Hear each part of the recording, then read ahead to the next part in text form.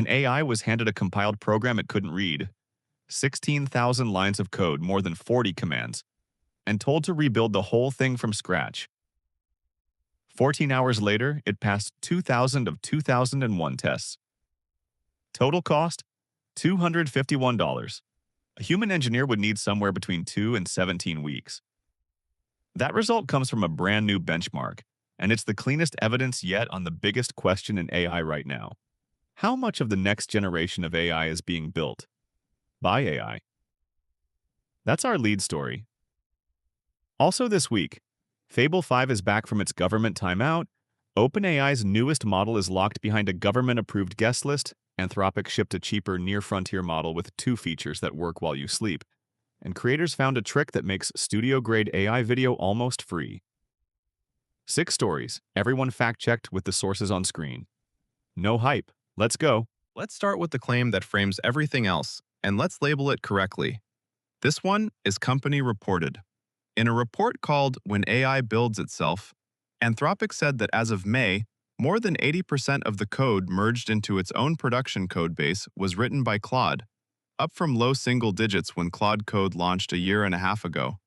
Its engineers ship roughly 8 times as much code per day as they did in 2024, though, to Anthropic's credit, the company itself deflates that number. Counting everything honestly, it estimates the real productivity gain closer to 4x. Why publish this? Because the report's actual subject is recursive self-improvement, AI making the next AI better.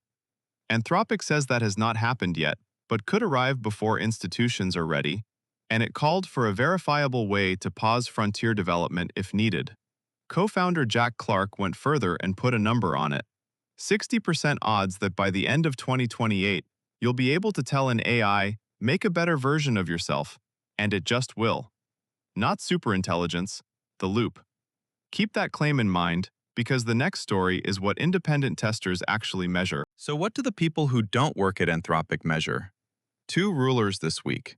First, Metter, the independent evaluation lab, tracks how long a task an AI can finish on its own, measured in how long the same task takes a human expert.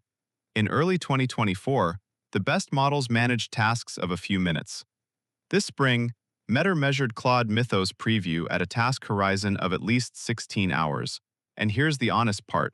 16 hours is where Metter's own test suite runs out of ruler. Above that, they say the measurements aren't reliable. And these are clean, well-specified software tasks. A 16-hour benchmark run is not the same thing as replacing a professional for a workday. Second ruler, that cold open result. It comes from MirrorCode, a new benchmark from Epic AI built with Metter. 25 real programs, where the model gets only a compiled binary, the documentation, and the test suite, then has to rebuild the software from scratch. The 16,000-line rebuild was the star, but the full picture is more sober. The best model, Claude Opus 4.7, solved 56% of the programs. The runner-ups came in at 44 and 32. One attempt ran 19 days straight and cost $2,600. Impressive is not the same as solved, but the curve only points one way. If you watched last week, you know the US government switched off Anthropic's 2 most powerful models over a cyber safeguard scare. Here's the update, and it's a big one. On June 30th, the export controls were lifted, and since July 1st, Fable 5 has been coming back on the Claude apps, Claude Code, and the API. But read the fine print, because it returned changed. Paid users get it at half their normal usage limits through July 7th. After that, it moves to usage-based credits. And before redeploying it, Anthropic says it worked with the government and with Amazon, whose researchers flagged the original bypass, to train a brand new safety classifier aimed specifically at the behavior that got it banned. So the timeline reads, launched June 9th, switched off June 12th, cleared June 30th, back July 1st. 19 days of a frontier model existing only with government permission. Hold that thought, because the exact same pattern is about to show up at OpenAI, just pointed in the other direction. On June 26th, OpenAI previewed its next generation, GPT 5.6, a 3-model family. Sol, the flagship, Terra, the balanced one, Luna, the fast, cheap one.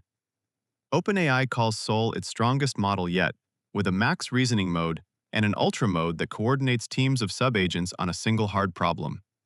Here's what makes it a story. You can't use it.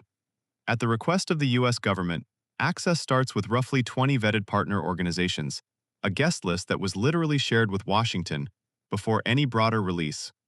No public waitlist. OpenAI, to its credit, said out loud that it doesn't think this should become the norm and promises general availability in the coming weeks. But put this week's two stories side by side. Anthropic needed government clearance to turn its model back on, and OpenAI needed a government-approved guest list to turn its model on at all. Whatever you think of it, frontier AI releases in America now route through Washington. And until Soul is actually in people's hands, treat every benchmark number in your feed as a press release, not a test. Between the drama, Anthropic also shipped the release you can actually use today.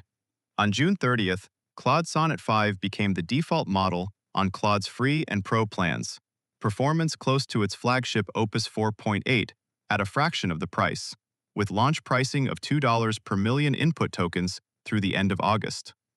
But the real story for working people is the pair of platform features around it.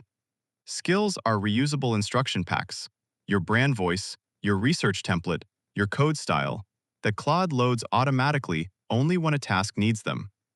And routines are scheduled agents that run on Anthropic's cloud, not your laptop. Set one up on the Claude code site or with the schedule command, and a research brief writes itself at 7 a.m. and lands in your Slack before you're up. Both have official docs, both work on the paid plans, and together they point at the same theme as our lead story. Less prompting, more delegating. One honest caution: these features are days old, so expect the buttons and limits to move around for a few weeks. And the fun one, because while the frontier labs wrestle with governments, creators quietly found a workflow that makes polished AI video absurdly cheap. 3 pieces. ByteDance released Seed Audio 1.0. Think full sound scenes, dialogue, and ambience, not just music, available through the API for fractions of a cent per second. Then the discovery, first shown by the channel Theoretically Media, Cdance, ByteDance's video model, will quietly accept that generated audio as a reference input, driving lip sync and ambience in a single pass, even though that's documented nowhere. And the third piece will sound familiar. Small channels are using Claude as the director. It writes the shot list, they generate each shot, and it stitches the assembly order. The result, per the creators publishing it, near studio short-form video for pocket change on top of a fixed subscription. Our honesty label: we haven't run this whole pipeline ourselves yet. We're building it this month for a full hands-on tutorial, and we'll publish real costs and failure cases. But the window where this counts as a secret is closing fast. Only a handful of channels have found it. Consider yourself early. So line the week up. A frontier lab reports that AI writes most of its code, and its co-founder gives the self-improvement loop 60% odds by 2028. Independent testers measure 16-hour task horizons and watch an AI rebuild real software from scratch for the price of a nice dinner. Governments now sit inside the release pipeline of both top American labs. One model needed permission to come back, the other needs permission to launch. And down at street level, the tools keep getting cheaper, more autonomous, and easier to delegate to. One story we're watching but didn't force this week: the electricity and the debt paying for all of this. That one's brewing, and it deserves its own episode. For now, the question that actually matters is the lead.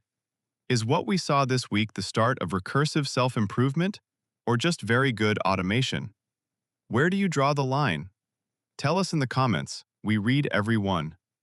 Subscribe for the no-hype version of AI news every week.